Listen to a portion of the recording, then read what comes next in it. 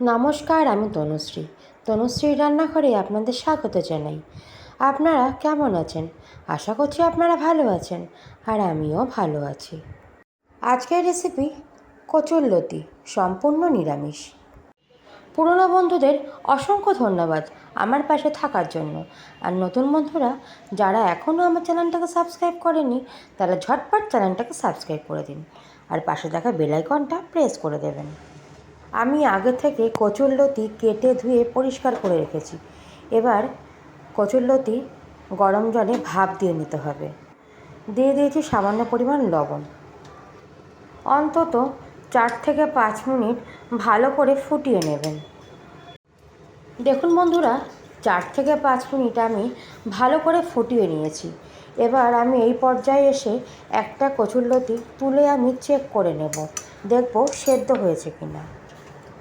দেখুন, হালকা সেদ্ধ হয়ে গেছে, এরকম সেদ্ধই লাগবে, কারণ এর পরে যখন আমি রান্না করব তখন পুরো সেদ্ধ হয়ে যাবে।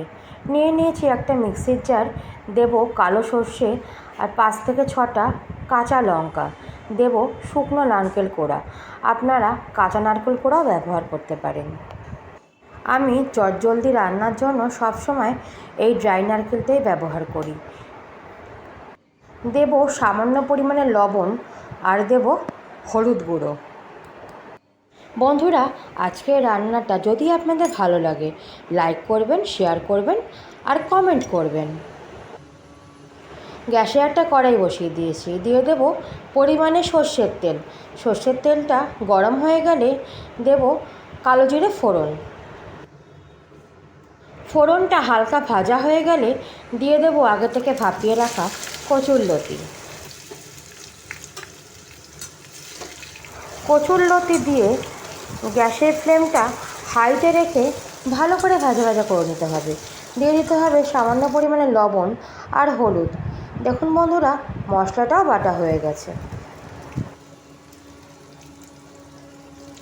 বন্ধুরা, এই নিরামিষ কচুরলতি গরম ভাত দিয়ে দুর্ধর্ষ খেতে লাগে। আপনারা একবার হলেও বানিয়ে দেখবেন।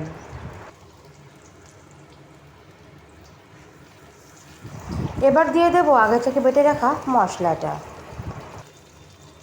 মশলা দিয়েও হালকা হাতে নাড়াচাড়া করে দিয়ে দেব মিক্সি ধোয়া জল।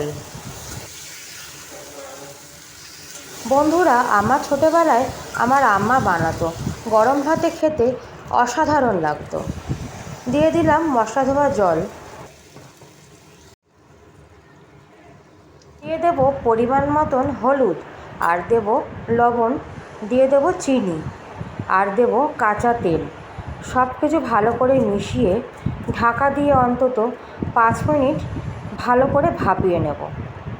আজকের আমার রান্না যদি আপনাদের ভালো লাগে, বাড়িতে অবশ্যই একবার বানাবেন, আর বাড়িতে বানালে আমাকে কমেন্ট করতে ভুলবেন না। বন্ধুরা, 5 মিনিট পর ফিরে এলাম। দুর্ধর্ষ হয়েছে দেখতে, তেমনি খেতেও টেস্টি হয়েছে। বন্ধুরা, আপনারা নিরামিষের দিন এই কচুরলতির রেসিপিটা বানিয়ে একবার দেখতে পারেন। গরম ভাতে আর কিছুই লাগে না। আপনারা সুস্থ থাকবেন আর ভালো থাকবেন। অন্য রেসিপি নিয়ে আপনাদের সঙ্গে আবার দেখা হবে। টাটা বন্ধুরা।